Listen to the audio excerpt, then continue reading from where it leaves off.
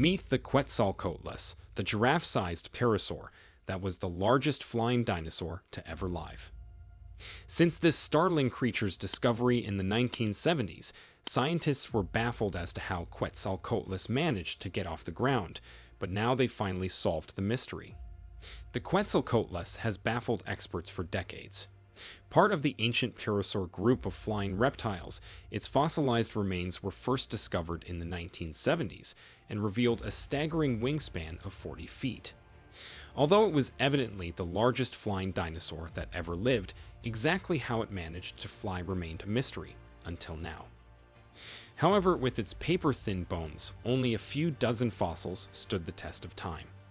With each one safely kept at the University of Texas at Austin, researchers successfully renewed their efforts to find out how it flew. Older theories indicated the colossal creature rocked forward like a bat to take off or built up speed by running like an albatross.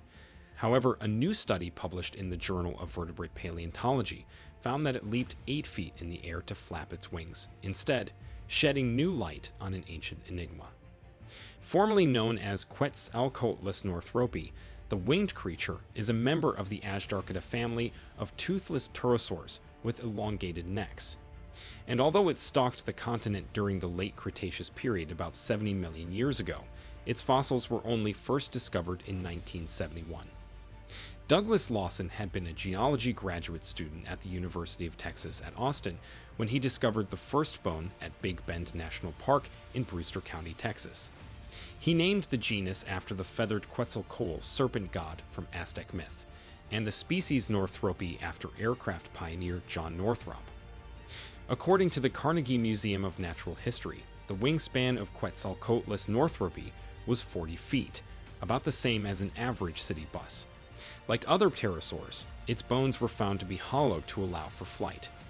But researchers also estimated that Quetzalcoatlus stood 12 feet tall and weighed up to 500 pounds, making it the largest flying dinosaur ever to live, if it could actually fly. Some scientists didn't even believe that it would be capable of flying with so much mass. Every Quetzalcoatlus fossil that exists was unearthed from Big Bend National Park. While there has been a frustrating scarcity, these remnants have all been safely secured at Lawson's alma mater, but excavations have been slow going. You have these sort of potato chip-like bones preserved in very hard rock, and you've got to remove the bones from the rock without destroying them, explained Matthew Brown, a vertebrate paleontologist at the University of Texas at Austin.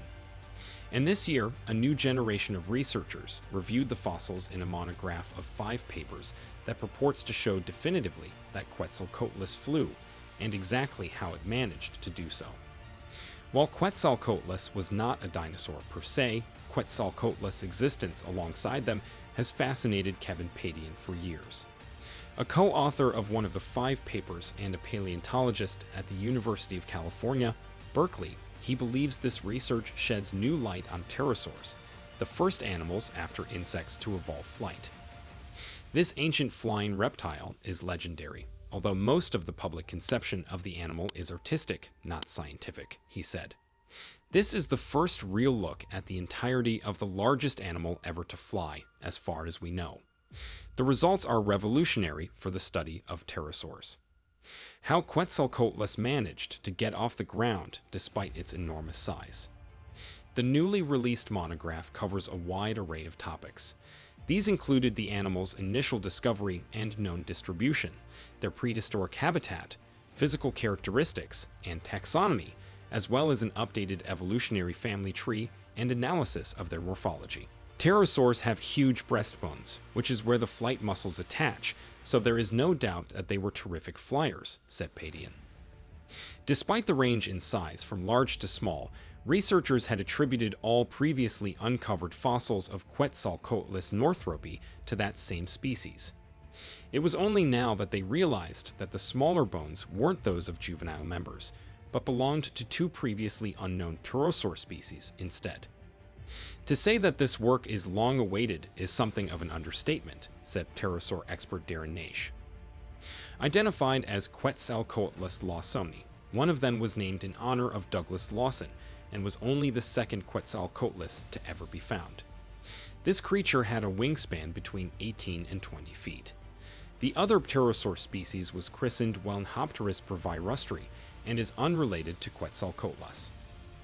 In order to determine how Quetzalcoatlus northropi became the largest flying dinosaur, researchers partially reconstructed the bones of its smaller species in order to find out more.